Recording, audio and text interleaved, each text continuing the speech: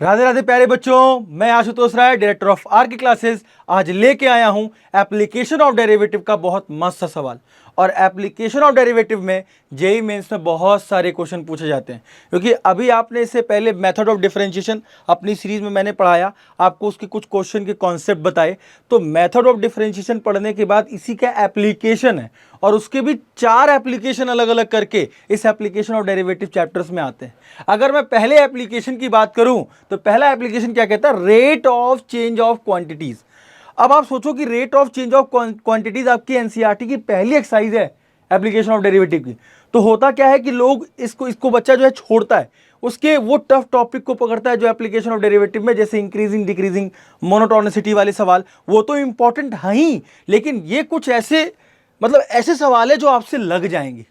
जैसे इस सवाल पे देखें अगर, तो ये सवाल एक तरीके से आपके एनसीईआरटी में है एक क्वेश्चन, लेकिन अब एक क्वेश्चन के बिहाफ पर क्वेश्चन कैसा बन सकता है उसके बिहाफ पर हम इस पे डिस्कस करेंगे, और इनके उस कॉन्सेप्ट के बारे में बात करेंगे कि सर अगर ये rate of change of quantities पे आया है तो उसमें क्या वो कॉन्सेप्ट लगने वाला है। अगर मैं स्क्रीन पे देखूं इस क्वेश्चन को, तो क्या कह रहा है सर कि water is being field at, मतलब कोई वाटर है वो भर रहा है at the rate of 1 centimetre cube पर सेकेंड। 1 सेंटीमीटर क्यूब पर सेकेंड का मतलब है ना, एक चीज आप समझ लो सर, सेंटीमीटर क्यूब किसी वॉल्यूम की यूनिट होती होगी भाई, किसी का भी क्यूब, या मीटर क्यूब लो चाहे आप सेंटीमीटर क्यूब लो, इसका मतलब जब भी क्यूब लग रहा है मतलब वॉल्यूम का कुछ है, और पर सेकेंड मतलब टाइम। अब पर सेकेंड का मतलब टाइम, इसका मतलब कि कुछ ऐसा है कि कुछ वॉल्यूम का टी के रिस्पेक्ट में कुछ न कुछ ऐसा डिवीजन है। अभी आगे बात करते हैं। सर कोई वाटर है वो किसी कोन में भर रहा है, वो भी कैसा है? राइट सर्कुलर कोन, और आगे ब्रैकेट में बोलता है वर्टेक्स डाउनवर्ड। वर्टेक्स डाउनवर्ड का मतलब थोड़ा जो आपका कोन है वो कुछ ऐसा है, ठीक है।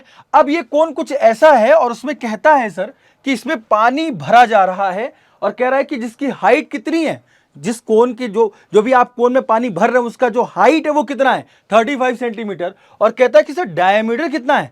14 सेंटीमीटर। उस कोन का जो डायमीटर है वो कितना है?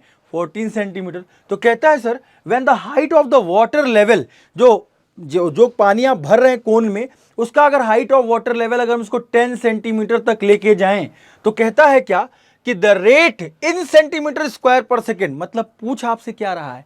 इन सेंटीमीटर स्क्वायर पर सेकेंड का मतलब कि सर कुछ तो एरिया के रिस्पेक्ट में टाइम जैसा कुछ पूछ रहा है। सर कैसे जान रहे हो आप? अरे सेंटीमीटर स्क्वायर किसकी यूनिट? एरिया की यूनिट होगी, और सेकेंड किसकी यूनिट? टाइम। इसका मतलब DA/dt पूछना चाह रहा है वो, और इसका मतलब कहता है कि at which the wet conical surface of the area of the vessel is increases. मतलब कहने का मतलब है, कभी आप ठंडा पानी भरते होगे ग्लास में, अरे घरों में भरते होगे, अब ठंडा पानी बहुत चिल्ड पानी है, और अगर उसको ग्लास में आप भरते हो तो देखते हो उसके ऊपर कुछ लिक्विड्स के फॉर्म में कुछ ऐसा बन जाता है, ड्रॉपलेट्स बन जाती हैं। तो आप देखते हो कि पानी तो कम भरा है लेकिन उसके ड्रॉपलेट्स पूरे पूरे उस पर भर जाते हैं। वही पूछ रहा है, आप समझ पा रहे होगे? अरे ड्रॉपलेट्स, जो गिलास के किनारे ड्रॉपलेट्स बन जाती हैं पानी का, तो उसको उसके बिहाफ पर ये पूछ रहा है कि जो ड्रॉपलेट्स बन रही हैं उसका आप बताइए वो कितने सरफेस एरिया से इंक्रीज कर रहा है। इंक्रीज का मतलब या तो घटेगा या तो बढ़ेगा। अब घटेगा या बढ़ेगा, इसका मतलब एक बात आप समझना है, या तो वो घट रहा है या तो वो बढ़ रहा है। अब बढ़ेगा ही, ऑब्वियस सी बात है, पानी बढ़ेगा तो वो बढ़ेगा ही। अब बढ़ने और घटने का जो कॉन्सेप्ट है वो यही rate of change of quantities में आता है। कैसे सर? जैसे कि आप क्वांटिटीज में क्या ही ले लो, आप अगर कोन को ले रहे हो, आप अपने आप कह सकते हैं बहुत सारे ऐसे ऑब्जेक्ट्स हैं जिनका सरफेस एरिया, जिनका हम वॉल्यूम, यही 2-3 चीज़ों पे बात करते हैं। अगर सरफेस एरिया या वॉल्यूम किसी भी क्वांटिटी का ले रहे हैं तो मतलब अगर उसमें कुछ घट रहा है कुछ बढ़ रहा है, इसका मतलब मैं उसको टाइम टी के रिस्पेक्ट में डिफरेंशिएट करूंगा, और जब टाइम टी के रिस्पेक्ट में डिफरेंशिएट करूंगा इसका मतलब ये चीज़ मेरे दिमाग में आ गई कि मैं रेट की बात कर रहा हूं। रेट मतलब टाइम, दर, मतलब विथ रिस्पेक्ट टू टाइम। तो जैसे अगर इस क्वेश्चन को देखें तो सर कोई कोन है, क्या है? कोई कोन है सर, जिसका हाइट कितना है? 35 सेंटीमीटर, और जिसका डायमीटर कितना है सर? 14 सेंटीमीटर। तो रेडियस क्या हो जाएगा? Divide by 2, 7 centimetre. मतलब जो कोन है, जिस कोन में पानी भरा जा रहा है, उसका हाइट कितना? 35, उसका रेडियस कितना? 7 सेंटीमीटर। तो जब आगे बढ़ेंगे तो उसमें देखिए क्या बोलता है सर, इसमें मैंने कुछ कॉन्सेप्ट लिखा है कि सर ये कुछ ऐसा dv बाई dt जैसा पूछ रहा है, मतलब कुछ वॉल्यूम आप लेना है, उसको t के रिस्पेक्ट में डिफरेंशिएट करना है। सर ये दिमाग में कैसे आता है? ऑब्वियस सी बात है, वॉल्यूम है, पानी बढ़ रहा है, घट रहा है, इसका मतलब वॉल्यूम बढ़ेगा, वॉल्यूम घटेगा। तो जब बढ़ेगा घटेगा तो तुरंत हमारे दिमाग में चीज आती है कि बढ़ रहा है या घट रहा है, तो किसके रिस्पेक्ट में? टाइम के रिस्पेक्ट में। और जब टाइम का रिस्पेक्ट आता है तो समझ लो वहीं पे हम rate of change of quantities में यही कॉन्सेप्ट पढ़ते हैं कि किसी भी क्वांटिटी को आप टी के रिस्पेक्ट में डिफरेंशिएट करो। या ये भी हो सकता है जैसे कोई सर्कुलर पाथ है, अब सर्कुलर पाथ में अगर कोई हमने एक पत्थर किसी सी में फेंक दिया, अब किसी पानी में अगर फेंक रहे हैं हम, तो उसमें देखो सर्कुलर वेव्स बनती हैं। सर कहोगे सर उसको भी आप बताओगे, तो उसमें क्या कहेंगे? हम कहेंगे कि सर एरिया बढ़ रहा है रेडियस के रिस्पेक्ट में, तो हमने कहिए डीए बाई डी आर। इसका मतलब कि उस समय हमने DA by D R use किया। अरे बात समझ में आई? उसी तरीके से कोन की बात करें तो कोन में पानी भर रहा है, इसका मतलब कि वॉल्यूम घटेगा या बढ़ेगा। इसीलिए एक क्वेश्चन में क्लू दे दिया, हमेशा क्वेश्चन में एक क्लू जरूर देगा बाबू लोग। और क्या देगा सर? सर ये 1 सेंटीमीटर क्यूब पर सेकेंड क्या है? इसका मतलब सर ये आपको हिंट दे रहा है कि सर पानी जो है 1 सेंटीमीटर क्यूब पर सेकेंड से भर रहा है। अब सर अगर पानी 1 सेंटीमीटर क्यूब पर सेकेंड से भर रहा है, मतलब इसका मतलब कि जो देने वाला जो आपको क्वांटिटी दे रहा है वो डीवी बाई डी टी दे रहा है। क्या दे रहा है? DV by d t. अब अगर मैं बात करूं सर, तो इसका मतलब कि आपके क्वेश्चन के हिसाब से जो भी चीज दे रखी है वो क्या दे रखी है सर? अगर मैं कहूं कि sir dV by d t है, तो डीवी बाई डी टी में अगर हम कहें सर ये 1 सेंटीमीटर क्यूब पर सेकेंड कोई आपको दे रखा है, dV by d t. DV by d t वो भी किसका? वी क्या है आपका? Volume of cone. अरे बात समझ में आ रही है? अरे बात समझ में आ रही है? अब sir dV by d t अगर कोई आपसे कह रहा है 1 सेंटीमीटर क्यूब पर सेकेंड है, अब फिर उसके बाद आगे क्या कहता है सर क्वेश्चन में? सर आपसे क्वेश्चन में पूछ रहा है सर कि जो ड्रॉपलेट्स बनेंगी, ठीक है, किनारे किनारे, उस वो कितने, मतलब आप देखिए ना, wet conical surface area of the vessel increases. Conical surface area of the vessel increases, मतलब जो भी ड्रॉपलेट बनेंगी वो इंक्रीज होती जाएंगी। ठंडा पानी देखो, आप कभी भी इसको एग्जाम्पल के तौर पे देखो, अगर वो बढ़ेगा तो कोई आपसे सर एक चीज तो जरूर पूछ रहा है सर, वो भी क्या पूछ रहा है सर? कि डीए बाई डी टी। मतलब क्वेश्चन में पहले उससे बात करिए, समझिए, फिर उसके बाद देखिए कि क्या पूछ रहा है। डीवी बाई डी टी देख के वो डीए बाई डी टी आपसे निकलवाना चाहता है। लेकिन एक चीज और क्वेश्चन में है सर, एक चीज और क्वेश्चन में है। क्या है सर?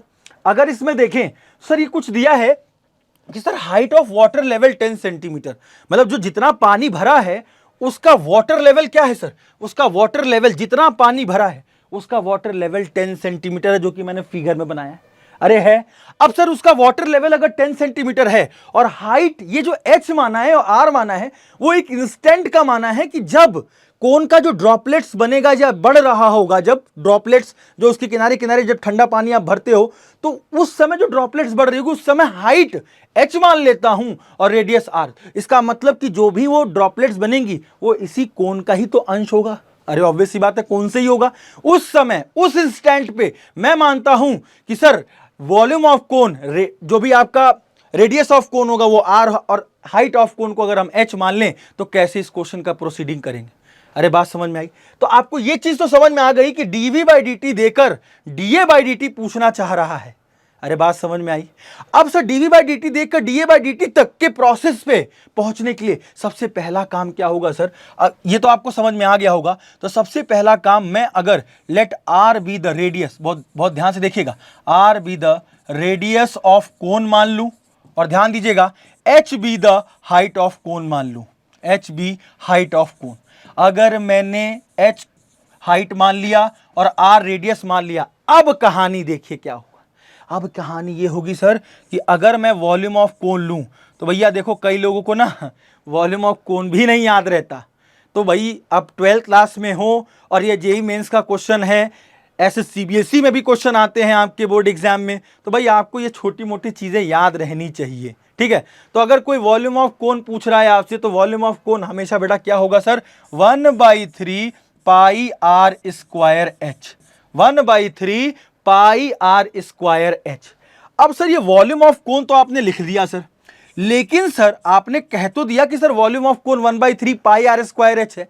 अब इसमें दो दो वेरिएबल्स हैं सर, एक आर है एक एच है, तो मैं अगर टी के रिस्पेक्ट में करूं तो भाई आर एच को कैसे ट्रीट करूंगा, कौन सी चीज गिवन होगी, कौन सी चीज गिवन नहीं होगी, भाई इसमें कंफ्यूजन हो जाएगा ना। तो एक और चीज देखिए आपको दिया हुआ है, क्या सर, अगर मैं बीच से एक लाइन ड्रॉ कर दूं, बहुत ध्यान से देखिएगा, अगर मैं बीच से एक लाइन ड्रॉ करता हूं सर, क्या ये हर जगह हर पोजीशन पे क्या राइट एंगल ट्रायंगल बन रहा है? अरे बन रहा है। अगर मैं पूरे कोण में देखूं तो पूरे कोण में अगर मैं ये छोटा सा एंगल मान लो फिलहाल में मैं ये अल्फा ले लेता हूं, क्या ले लेता हूं? अल्फा, जिसको हम सेमी वर्टिकल एंगल भी बोलते हैं। कोण का आधा एंगल सेमी वर्टिकल एंगल अगर tan अल्फा ले लेता हूं तो बहुत ध्यान से देखिएगा, अगर मैं tan अल्फा की बात करता हूं सर, तो जिस समय ड्रॉपलेट्स बन रही थी, जिस समय ड्रॉपलेट से बनी है इधर, उस समय मैंने कोण का पूरा रेडियस r माना है और हाइट h माना है। इसका मतलब उस समय मैं कहूंगा कि सर कोई भी tan अल्फा किसके बराबर होता है सर? Perpendicular upon base. अरे होता है ना, होता है ना। तो सर इससे अल्फा अटैच है तो क्या होगा सर? ये बेस और ये परपेंडिकुलर हो जाएगा। भाई अल्फा के सामने वाली साइड क्या हो जाएगी? परपेंडिकुलर। जिससे अल्फा अटैच है वो क्या हो गया सर? बेस। तो अगर देखिए tan अल्फा, तो tan अल्फा क्या हो जाएगी सर? r/h। अरे बात समझ में आ रही है? अरे बात समझ में आ रही है? और यही सेम tan अल्फा, ध्यान दीजिएगा, यही सेम tan अल्फा पूरा कोण का भी तो एक राइट एंगल ट्रायंगल बना रहा है, जिसकी हाइट कितनी है? 35, जिसका रेडियस कितना है? 7। अरे बात समझ में आ रही है? अरे बात समझ में आ रही है? तो अगर मैं इसको लिखूं तो क्या होगा सर? 7/35 लिख सकता हूं कि नहीं लिख सकता हूं? अरे लिख सकता हूं कि नहीं लिख सकता हूं? आराम से लिख सकता हूं सर। तो सर आप R और H में एक रिलेशन स्टेब्लिश करने जा रहे हैं, जो कि इसमें पुट करेंगे तो हमें वो मदद करने वाला है। हाँ सर, एकदम बढ़िया, परफेक्ट बोल रहे हो। इतनी बात तो सबको समझ में आ गई। कोण का पूरा आपको कहानी समझ में आ गया होगा, कैसे पानी भर रहा है और क्या पूछ रहा है। जो भी ड्रॉपलेट्स बढ़ेंगी, फ्रिज का पानी मिलाने पे जो ठंडा ठंडा वो ड्रॉपलेट्स बनता है ना, अरे आप लोग अपने घर में देखते होंगे, तो उसमें अगर देखें तो कितने इस मतलब उससे इंक्रीज कर रहा है एरिया, वो पूछ रहा है आपसे। तो अगर मैं आगे बढ़ूं सर, तो सर इसके बाद अगर देखूं तो r/h इज इक्वल टू 7/35, 7 1 7, 7 5 35, क्योंकि दोनों tan अल्फा के बराबर थे। और अगर देखूं तो सर यहां से क्या होता है? r is equal to h/5। बहुत ध्यान से देखिएगा sir, r is equal to h/5 हमने निकाल लिया सर। मतलब रेडियस की वैल्यू h/5 के टर्म्स में है। अब सर मैं अब बात करता हूं सर वॉल्यूम ऑफ कोन की, क्योंकि वॉल्यूम ही बढ़ेगा घटेगा, वो चीज दी गई है आपको 1 सेंटीमीटर क्यूब पर सेकेंड। अगर मैं इसको लगाऊं तो 1/3 पाई r स्क्वायर h, देखिए क्या होगा सर? यहां पर हम r की जगह r²h, और यहां r की जगह हम क्या रख देंगे सर? यहां हम रख देंगे h/5 का होल स्क्वायर इंटू h, क्योंकि सर अभी आपने वॉल्यूम का फॉर्मूला बताया सर। अरे बात समझ में आई? अरे बात समझ में आई? r की जगह हमने सीधे क्या रख दिया? h/5। और अगर h/5 रख देंगे भैया तो क्या होगा? 1/3 into pi into h² upon में 25, और ये इंटू में h हो जाएगा। और आप देख रहे हैं सर वॉल्यूम में ये क्या हो जाएगा सर? πh³ हो गया, और नीचे 25 3 75 आ गया सर। ओके, अब पूरा वॉल्यूम h के टर्म में। हाँ सर, पूरा वॉल्यूम h के टर्म में। और कोई देने वाला आपसे क्या कह रहा है? भाई क्वेश्चन में हर जगह कहीं ना कहीं गिवन क्वांटिटी दी होती है सर। कोई कहता है सर कि dv/dt मतलब वॉल्यूम t के रिस्पेक्ट में बढ़ कितना रहा है? 1 सेंटीमीटर क्यूब पर सेकेंड। इसका मतलब ये कह रहा है, आपको संकेत दे रहा है कि इस पूरी इक्वेशन को आप t के रिस्पेक्ट में डिफरेंशिएट करिए। इस पूरी इक्वेशन को किसके रिस्पेक्ट में डिफरेंशिएट करिए? t के रिस्पेक्ट में डिफरेंशिएट करिए। तो अगर मैं इसको dv/dt के टर्म्स में डिफरेंशिएट करता हूं बेटा लोग, तो ध्यान दीजिएगा सर, π/75 टर्म तो कांस्टेंट है, h³ का क्या हो जाएगा सर? 3h²। अरे x³ का डिफरेंशिएशन क्या होता है? 3x³ 3 - 1 बोले तो 3x²। उसी तरीके से h³ का मैंने 3h² दिया। लेकिन यहां गलती कर बैठे थे लोग। क्या सर? इसमें एक चीज मिलने वाली है सर। क्या आप इसको किसके रिस्पेक्ट में कर रहे हो? t के। तो dh/dt भी तो बचेगा। dh/dt भाई ऑब्वियस सी बात है, ये फंक्शन h के टर्म में नहीं है। h के टर्म में दिया है तो हम इसको h के रिस्पेक्ट में डिफरेंशिएट नहीं कर रहे, हम किसके रिस्पेक्ट में डिफरेंशिएट कर रहे हैं? t के रिस्पेक्ट में। तो dh/dt भी तो बचेगा, जो कि अधिकांश बच्चे यहां गलत करते हैं। यही चीज पकड़ लोगे तो आपका क्वेश्चन एकदम सही हो जाएगा। अरे बात समझ में आई है। अब देखा जाए तो dv बाई डी टी, बहुत ध्यान से देखिएगा, dv बाई डी टी, अब सर ये जो पूरी कहानी बन रही है वो बन रही है 3h स्क्वायर अपॉन में 75 और पाई भी है और इंटू में कितना है sir, dh by d T, dh by d T. और सर अभी तो कोई कह रहा था dv बाई डी टी कुछ है 1 सेंटीमीटर क्यूब पर सेकेंड। सर कैसे जान लेते हो आप, यूनिट से समझो ना, आपका यूनिट सेंटीमीटर क्यूब पर सेकेंड दिया है, इसका मतलब वॉल्यूम का यूनिट क्यूब में होता है और विथ रिस्पेक्ट टू टाइम मतलब टी की यूनिट तो सेकंड्स में होती है। वहां से हिंट मिल गया कि sir dv by d T 1 है और यहां पे 3 पाई h स्क्वायर अपॉन 75 इंटू में dh बाई डी टी हो जाएगा। और बेटा लोग यहां से एक वैल्यू मिलती है आपको, कितनी sir, dh by d T की वैल्यू मिलती है। ये कहीं मदद करेगी सर एरिया को, जब हम एरिया का जब इंक्रीज निकालेंगे dA बाई डी टी, उसमें dh बाई डी टी का कुछ रोल तो होगा, तभी देने वाला कुछ दे रहा है। अब देखिए सर इसका क्रॉस मल्टीप्लाई कर देंगे तो 75 अपॉन 3 पाई h स्क्वायर जैसी चीज आ जाएगी। अरे क्लियर है, तो सर हमने dh बाई डी टी भी होले होले निकाल लिया। अरे बात समझ में आई। अब बात बढ़ती है सर आगे, आगे क्या कहता है सर, वही एरिया, ये जो वेटेड पार्ट है, जो बबल्स बनेंगे, जो भी आपका ड्रॉपलेट्स बनेंगी, वो कितने मतलब रिस्पेक्ट में कितना इंक्रीज कर रहा है। तो आपसे कोई पूछ रहा है कि dA बाई डी टी निकालो, क्या निकालो, dA बाई डी टी। अब बात यहीं फंस जाती है सर, अब एरिया कौन सा, सर ड्रॉपलेट्स जो होंगी वो उसके सरफेस एरिया पे तो ही बनेगी। और अगर केवल कोन के सरफेस एरिया की बात हो रही है, ऊपर ऊपर चाहे अंदर अंदर या ऊपर ऊपर, अगर ऊपर ऊपर बात कर रहे हैं इसका मतलब हम कर्व्ड सरफेस एरिया की बात करेंगे। किसकी बात करेंगे, curved surface area of cone. और curved surface area of cone क्या होता है sir, pi r l, where l is the slant height. Slant मतलब ये टेढ़ी वाली लाइन जो है ना, इसको हम लोग बेसिकली क्या बोलते हैं सर, इसी लेंथ को बोलते हैं हम लोग स्लैंट हाइट। ये स्लैंट हाइट है। और स्लैंट हाइट का एक और फॉर्मूला होता है सर, ऑब्वियस ही बात है, पाइथागोरस थ्योरम लगाएंगे तो h square plus R square root में हाइट ऑफ कोन का square plus radius of cone का स्क्वायर अंडर रूट में, ये L होता है। ये तो आपको सबको पता है भाई, सरफेस एरिया वॉल्यूम 9th में पढ़ रहे हो, 10th में पढ़ रहे हो, तो इतनी चीजें तो मानी चाहिए। अब अगर सर मैं बात करूं, ये तो बात समझ में आई ना, कौन सा एरिया, टोटल सरफेस एरिया लें। अब टोटल सरफेस एरिया अगर आप लेते तो ऊपर का भी लेना होता, लेकिन यहां ड्रॉपलेट्स तो नहीं बनेगी ना भाई। गिलास जब आप पानी पीते हो तो ऊपर कहां ड्रॉपलेट्स बनती हैं, उसके किनारे किनारे बनती हैं, और इसका मतलब उसके सरफेस एरिया पे बन रही है। और सरफेस एरिया पे बात अगर बन रही है, इसका मतलब वो कर्व्ड सरफेस एरिया की बात कर रहा है। बात समझ में आई, क्योंकि अगर हम केवल इसके कर्व्ड पोर्शन पे अगर बात कर रहे हैं, तो कर्व्ड पोर्शन पे अगर इसके एरिया की बात कर रहे हैं तो CSA की बात करेंगे, जो कि CSA ऑफ द कोन बोले तो pi r l, curved surface area of cone क्या होगा, पाई आर एल। तो अगर मैं इसको देखूं सर, तो यहां से स्टार्ट करूं तो ध्यान दीजिएगा, अगर मैं CSA ऑफ कोन लेता हूं, CSA ऑफ कोन लेता हूं, जिसको मैं A से डिनोट कर रहा हूं, तो मैं कहता हूं सर पाई आर एल ले लो। क्या ले लो, पाई आर एल ले लो। और उसके बाद ध्यान दीजिएगा, अब अगर पाई आर एल लेंगे, अब अगर पाई आर एल लेंगे, ध्यान दीजिएगा, तो पाई आर एल, एल की जगह पे सर हो जाएगा R square plus H square. अरे हो जाएगा ना, अरे हो जाएगा भैया। उसके बाद a is equal to pi R, और वो ध्यान से देखिएगा sir, R square, sir h की जगह पे हम लोग क्या कर देंगे सर, h की जगह पे या r की जगह पे h बाई 5। अभी मैंने आपको रिलेशनशिप बताई, तो h बाई 5 का होल स्क्वायर इंटू प्लस में h स्क्वायर, और देखा जाए सर तो पाई आर, और ध्यान दीजिएगा सर ये अंदर क्या हो जाएगा, h स्क्वायर अपॉन 25 प्लस में h स्क्वायर। हो जाएगा कि नहीं हो जाएगा, अरे हो जाएगा। और देखा जाए तो इसको आगे सॉल्व करें तो पाई आर, और सर अगर मैं 25 का एलसीएम ले लेता हूं तो 25 H square plus H square, भाई एच स्क्वायर बचेगा ये प्लस 25 एच, अरे ऑब्वियस ही बात है, और होल अपॉन में कितना हो जाएगा, 25 हो जाएगा नहीं। अरे मैंने एलसीएम ले लिया, एलसीएम ले लिया, एलसीएम लिया 25 का, तो ये क्या हो गया sir, a is equal to आता है सर पाई आर रूट में सर ऊपर 26 एच स्क्वायर आता है और नीचे सर 25 है। अरे इसमें तो किसी को कोई दिक्कत तो नहीं होनी चाहिए यार।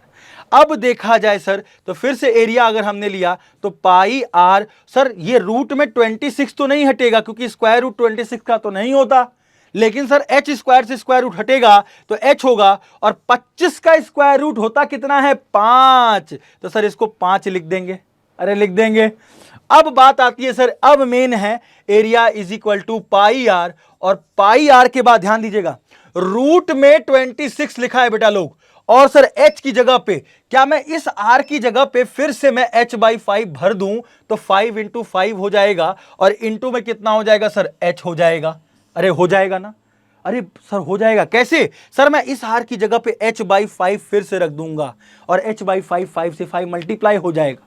अरे हो जाएगा, और इसका h स्क्वायर रूट से निकला तो एक h आया, और देखा जाए सर तो क्या बच रहा है, पाई h स्क्वायर रूट में 26/25। सर आपने एरिया को यहां से स्टार्ट किया और इसके टर्म में आप ला रहे हो, अरे कारण है ना। अब देखो मैंने एरिया को केवल h के टर्म में ला दिया, अब को क्या पूछा है आपसे उसने कि जो कर्ड सरफेस एरिया, जो कि बबल्स बन रही हैं, वो कितने रेट से इंक्रीज हो रही हैं, तो बताइए। इसका मतलब तुरंत मेरे दिमाग में आता है एरिया को टी के रिस्पेक्ट में डिफरेंशिएट करो, एरिया को टी के रिस्पेक्ट में डिफरेंशिएट करिए।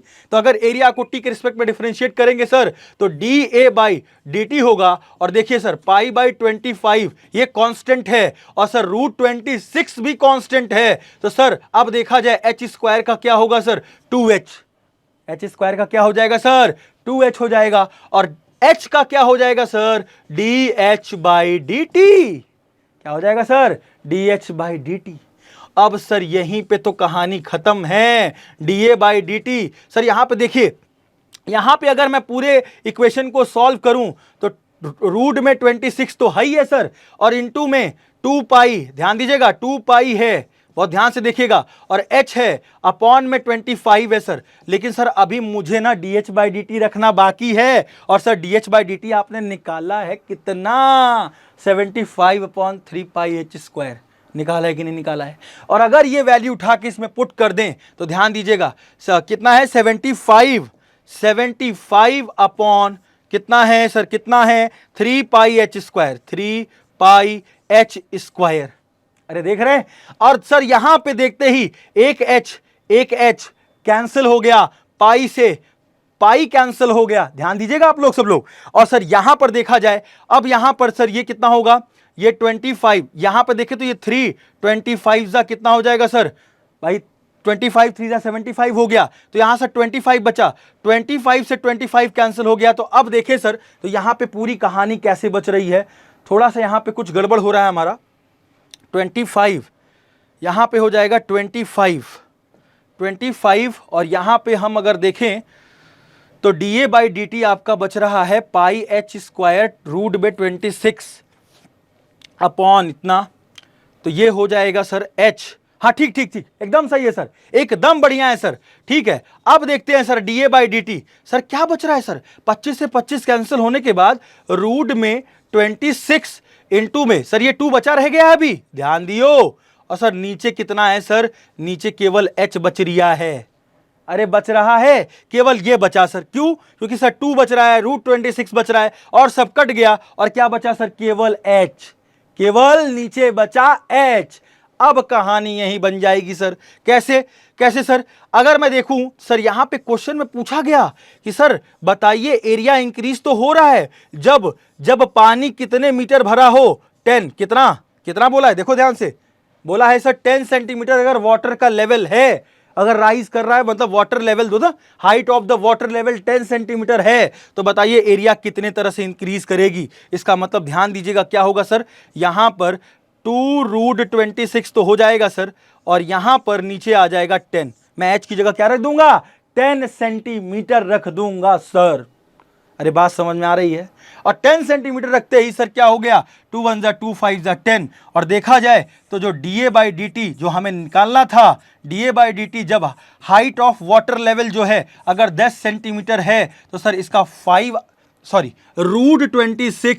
रूट 26 अपॉन 5, और आंसर में क्या लिखोगे सर, सेंटीमीटर स्क्वायर पर सेकेंड, सेंटीमीटर स्क्वायर पर सेकेंड, क्यों, क्योंकि एरिया की यूनिट सेंटीमीटर स्क्वायर और पर सेकेंड, इसीलिए देखिए समझ रहे ना, with respect to T time की यूनिट क्या होती है, सेकेंड। इससे हिंट मिल गया सर, हमें D A by d T चाहिए था, और हमारा आंसर क्या आ गया, रूट 26/5। और देखा जाए अगर हम इसको आंसर को देखें sir, root 26/5, C option is correct.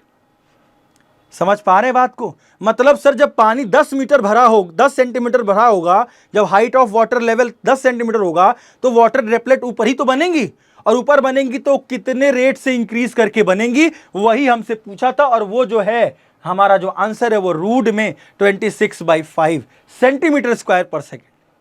मतलब देख रहे हो एप्लीकेशन कितना जबरदस्त है कि एक कोई कोन है जिसमें पानी भर रहा है, उसका हमने पानी भरते भरते उसका वाटर लेवल हमने 10 सेंटीमीटर कर दिया, तो 10 सेंटीमीटर पानी भरने के बाद उस पर जो वाटर ड्रॉपलेट्स बनेंगी, जो ठंडा पानी में बनती हैं, उसका जो है जो वेपर बनता है वो कितने मतलब कितने एरिया से कितने विथ रिस्पेक्ट टू टाइम कितना इंक्रीज होगा, ये पूछा आपसे, और वही हमने DA/dt को कैलकुलेट कर लिया।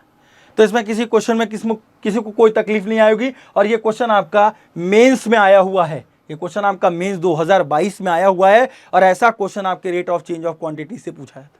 ठीक है, ये कौन का एक एप्लीकेशन का सवाल था।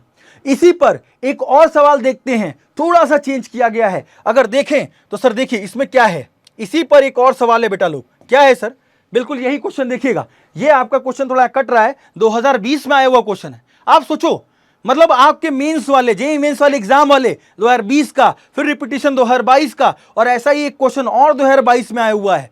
जब आपके कई सारे शिफ्ट वाले एग्जाम होते हैं तो आप सोचो ना कि ये क्वेश्चन को कितनी इंपॉर्टेंट वेटेज दी जा रही है। मतलब अगर देखें तो rate of change of quantity से ये कौन वाले क्वेश्चन बहुत ही ज्यादा पूछे जा रहे हैं। इसीलिए हमको वो चीज देखनी है कि जो 25 क्वेश्चन में जो हमारा सबसे इजी क्वेश्चन, जो हमारा सबसे इजी पार्ट है, वो कौन सा है जो हमसे लग जाने वाला है। अब मैं एप्लीकेशन ऑफ डेरिवेटिव लेकर मैं मोनोटोनिसिटी पर लॉगरिदम e की पावर x और फ्रैक्शनल पार्ट वाले फंक्शन को अगर मैं इस हिसाब से डिस्कस कर रहा हूं, उस हिसाब से वाले क्वेश्चन में करेंगे और हम उसी का क्वेश्चन लगाएंगे तो फिर हमारे लिए दिक्कत है।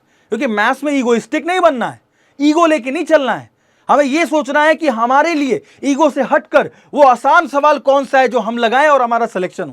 क्योंकि हमारा मेन मोटिव कॉलेज जाना है, हमारा मेन मोटिव अच्छे कॉलेज में अच्छा प्लेसमेंट पाना है। और ये अच्छा कॉलेज अच्छा प्लेसमेंट आपके ये जो थोड़े बहुत जो हम बताते रहते हैं आप लोगों को कि कौन सा टॉपिक है जो मतलब आपको एक तरीके से इस तरीके से करना है कि आप जो है आप अपने आप को प्लान करो, आप अपने आपको प्लान करो कि मतलब मुझे एक स्ट्रैटेजी से चलनी है। और वो क्या स्ट्रैटेजी लेके चलनी है, ऐसी स्ट्रैटेजी लेके चलनी है कि मुझे आगे जेईई मेंस में मुझे जो जितने भी अगर 25 क्वेश्चन है तो मैं 15 क्वेश्चन अगर अटेम्प्ट कर रहा हूं तो मैं सही करके आऊं। ठीक है, तो आगे बढ़ता हूं। जैसे क्वेश्चन देखिएगा आप लोग, क्वेश्चन में क्या कह रहा है, अ water tank has the shape of an inverted right circular cone, बिल्कुल वही, और हुज सेमी वर्टिकल एंगल, आप देख रहे हो ना, आपको मैंने पहले ही क्वेश्चन में डिस्कस कर दिया था वो अल्फा वाला कॉन्सेप्ट, लेकिन वहां अल्फा का कोई कॉन्सेप्ट वैसा यूज हुआ नहीं, बस मैंने टैन अल्फा करके आपको समझा दिया।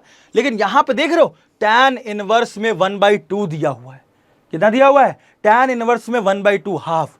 और देखा जाए कहता है water is poured into it a constant rate of 5 cubic per meter per minute। 5 cubic per minute का मतलब metre cube per minute, metre cube per minute, मतलब फिर से कोई dV/dt दे गया भाई, मीटर क्यूब वॉल्यूम की यूनिट, टी का मतलब सेकेंड, इसका मतलब कि कोई आपको dV/dt दे गया। अब जब dV/dt दे गया तो आगे क्या बोलता है कि then the rate in metre per minute, metre per minute मतलब कुछ लेंथ होगी, मीटर पर मिनट मतलब कुछ लेंथ मतलब हाइट हो सकती है, हाइट ही हो सकती है कोन में, और क्या ही लोगे आप, स्लैंट हाइट लोगे।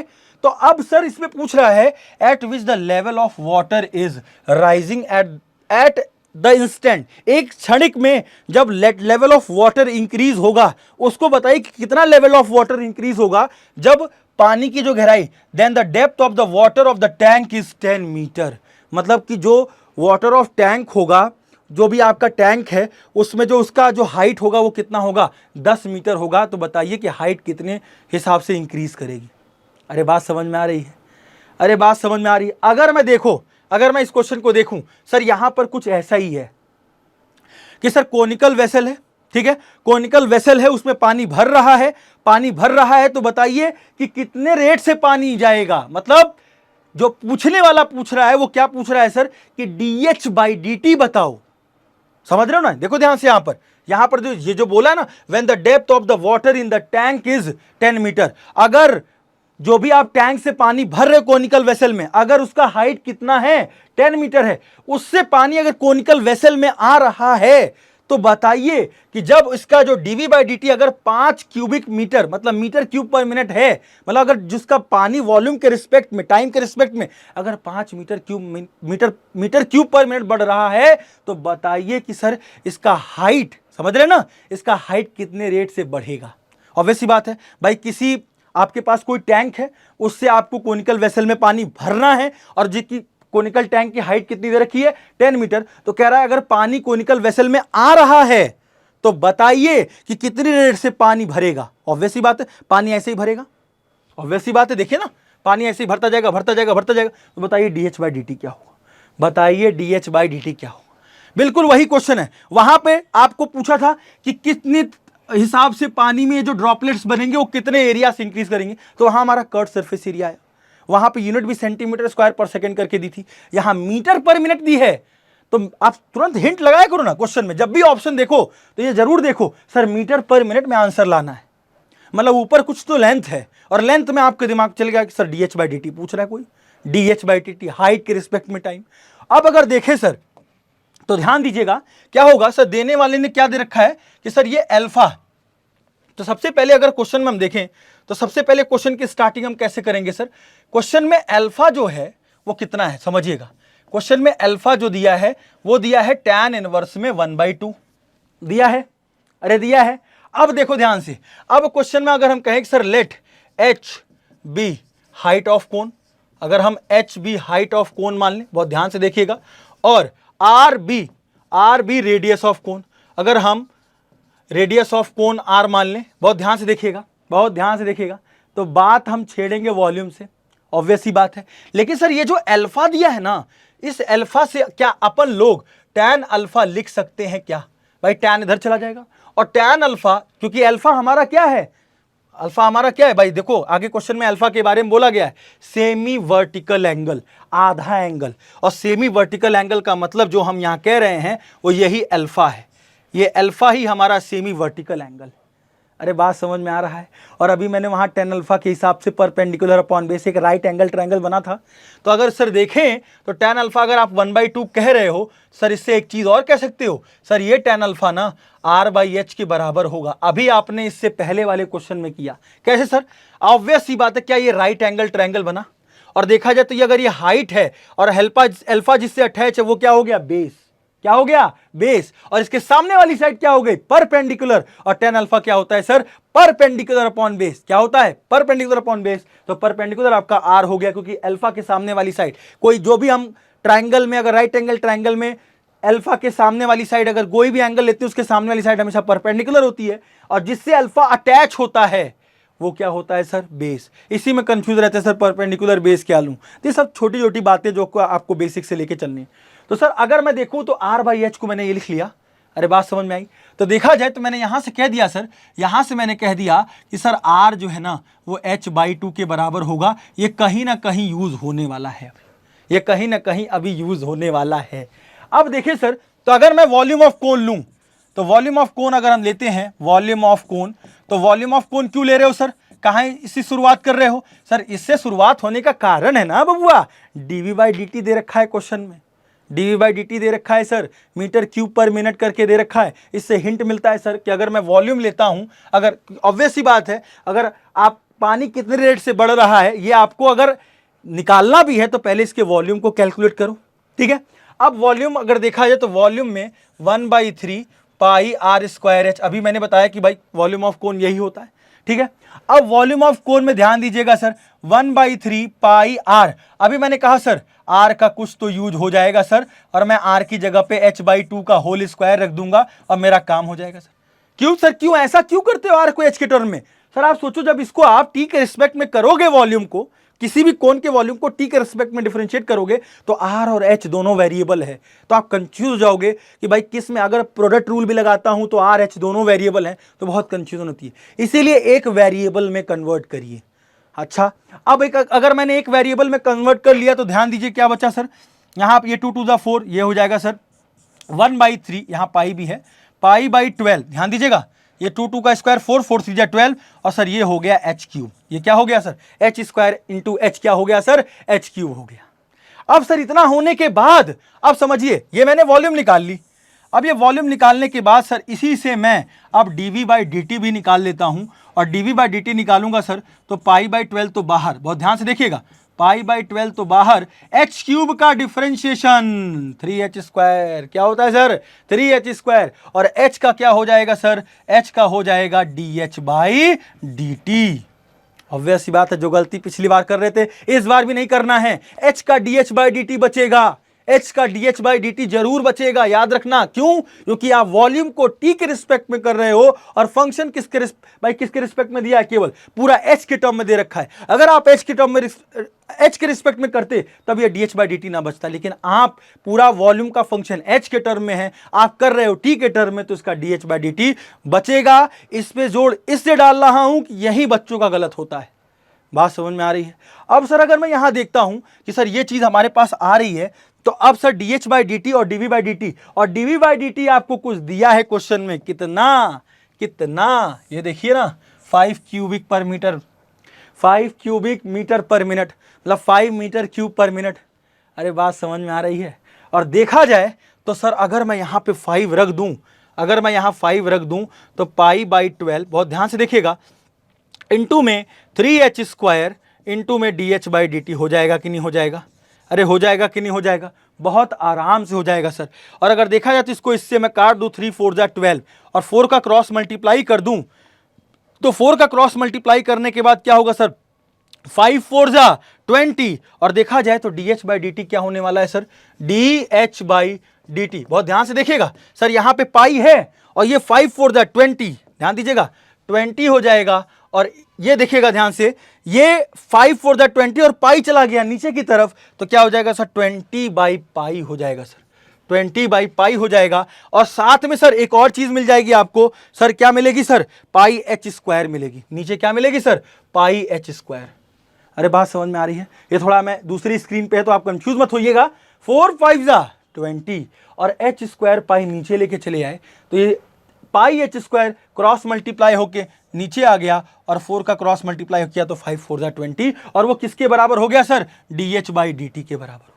अरे बात समझ में आ रही है? अब सर अगर dh/dt के बराबर है तो बहुत ध्यान से देखिएगा सर, अब सर इस क्वेश्चन में ना एक ही चीज तो पूछा है सर, dh/dt जब हाइट, ध्यान दीजिएगा, जब हाइट, ध्यान दीजिएगा, when the depth of the water in the tank is 10 metre, जब हाइट कितनी, उसकी गहराई हो 10 मीटर की, तो अगर मैं h की जगह 10 रख दूं, ध्यान दीजिएगा, जब h की जगह अगर मैं 10 रख दूं तो ध्यान दीजिए 20/π इंटू 10 का स्क्वायर, मतलब 10 इंटू 10 हो जाएगा।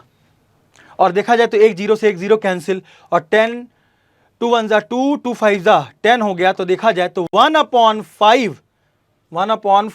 पाई बचा, और यहां पे क्या हो गया सर, यहां पे मीटर पर मिनट होगा, क्योंकि सर ऑब्वियस सी बात है, h तो लेंथ है ना, तो जिसकी यूनिट मीटर हो जाएगी, और टाइम आपका मिनट में दिया था तो मीटर पर मिनट में 1/5 पाई आ गया, 1/5 पाई मीटर पर मिनट। और अगर अपने ऑप्शन पे देखें बबुआ लोग तो क्या है, कोई ऑप्शन मैच कर रहा है? हाँ सर, ए ऑप्शन करेक्ट, देख रहे हैं ना, 1/5 पाई।